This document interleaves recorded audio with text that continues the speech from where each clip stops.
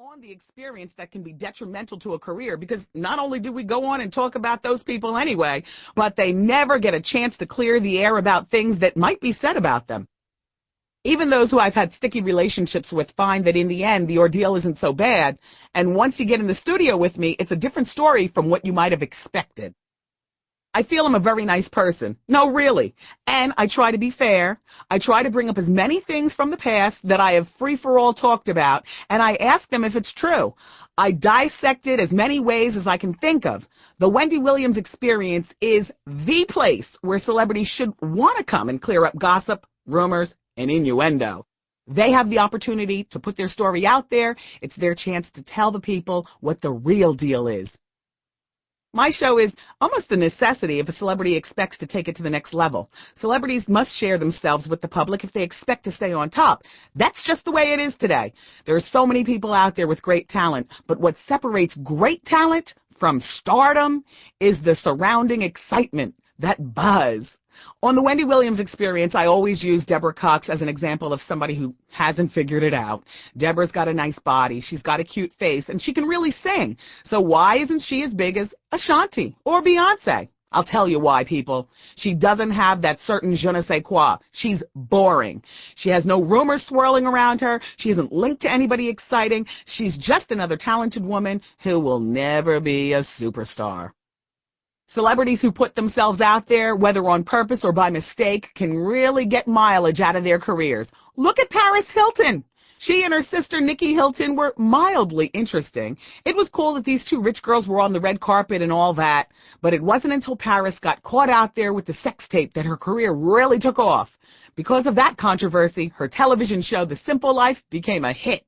And now she's even talking about a music career, and that might fly because people want to know Paris Hilton. And then there are those like Britney Spears who manufactures her buzz. Her kiss with Madonna, another professional at manufacturing buzz, was front page news and top story in entertainment for days, dare I say weeks. Britney was shown in the tabloids smoking, was reported to be a teen drinker, and even admitted having used drugs. And I believe all of this has helped her stay on top. Her last album wasn't selling as well as the previous ones, so what does she do? She gets that quickie marriage in Vegas. That marriage cost her more than $500,000 in payoffs to the groom for the annulment, but how many more albums did she sell? Britney figured out that controversy sells, and it does. So celebrities should thank me for keeping their names out there because shows like mine help their careers. I can't remember the first time I started doing celebrity interviews the way I do them now. I can't remember when I first started asking questions off the beaten path, but I can say that my style developed once I realized that I wanted to ask the questions and get the information for the people, not the industry. When I realized why I wanted to do radio, everything changed. I do radio for the people. John and Jane Q. Public. As a result, I am not a part of the in crowd in entertainment. I don't get some of the invitations to the fabulous events and great parties that other disc jockeys who are a little more kissy-kissy in their manner of interview get to enjoy. But it's a sacrifice I gladly make. Once I chose to be on the side of the people instead of on the side of the celebrity, I no longer had boundaries in terms of the kinds of questions that I asked because I no longer worried about offending people. I wasn't worried about not being invited to their stupid weddings or getting backstage passes to their concerts. It didn't take me long to figure out that I cared more about the people, my people, you people, than I care about the celebrities, even the ones listening right now. LL Cool J was the very first celebrity I ever interviewed who is still a big celebrity today. I was in college at Northeastern University in Boston. I was a disc jockey at my college station, and we were actually one of the largest stations in the Boston area that played rap and R&B music. LL was just coming on the scene with his song, I Need a Beat, and was making his rounds promoting his new album. He was about 17, and I was, well, whatever. And I remember giggling and blushing through the whole interview. I don't think I asked him one solid question. I was so caught up in his lip-licking and his flirting. If he ever stopped flirting with me, I wouldn't have been able to ask him a gripping question anyway. So the interview went much like this. Oh, LL, tell me about your new single, I said. Well, sweetheart, he began licking those lips of his about a dozen times, and I was finished. So cute, so young. The next time I interviewed LL Cool J was around 1995, and he had become one of the biggest rappers in the game and had already broken into television with In the House. He had done his first starring role in a movie, Out of Sync, and I was the it girl in New York City at that time on 98.7 KISS, #1 in my time slot, doing my popular Top 8 at 8 countdown.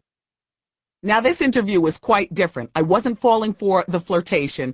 Somewhere along the way, I realized that I wasn't somebody LL Cool J was checking for or looking at in that way. I wasn't the around-the-way girl that he rapped about. I was older, and I wasn't buying it. Don't try to slay me with your lip-licking, I was saying to myself. I can see through that. You like small girls, not girls like me. Let's just say it was quite a different interview. He was seasoned. I was seasoned. He came in guarded, and I was throwing questions that went way beyond, yeah, what's the next single off your album? Well, throughout the years, LL Cool J has been a topic of conversation on my show. My talk about him prompted him to devote almost an entire chapter in his 1997 best-selling book, I Make My Own Rules, to discuss how, I was such a negative influence and a terrible role model. To this day, if he sees me on the red carpet at award shows, he'll run in the opposite direction.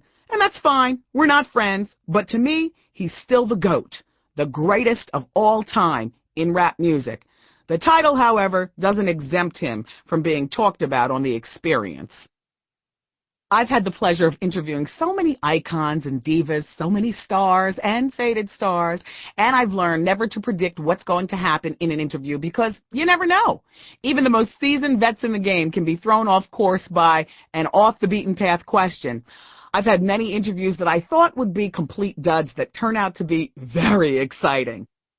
Take Judge Greg Mathis, for instance, of The Judge Mathis Show. Well, he came on The Experience in 2003 for what I thought would be a perfectly boring interview about a man who pulled himself up from the streets, from his terrible past to become a judge and a role model. And it turned into a disgusting free-for-all where I was cussed out and yelled at.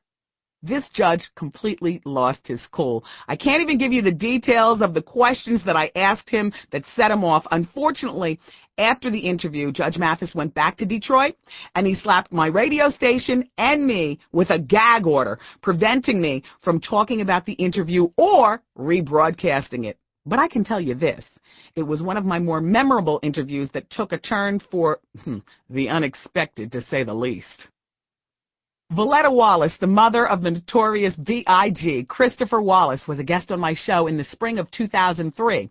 She was coming on to promote Big's Night Out, a charity event that raises money for the Christopher Wallace Foundation, which provides books and computers to schools primarily in the Brooklyn area where Big, who was shot to death in 1997, grew up. I thought to myself, this is going to be the most boring situation. In my mind, I wasn't billing it as a full-fledged interview. Miss Wallace came to the show with R&B songstress Faith Evans, who would normally get the Experience line of questioning, but because she was there as the dutiful daughter-in-law instead of the First Lady of Bad Boy Records, I couldn't go there with her either. I mean, she was there with Miss Wallace, mature, motherly Miss Wallace.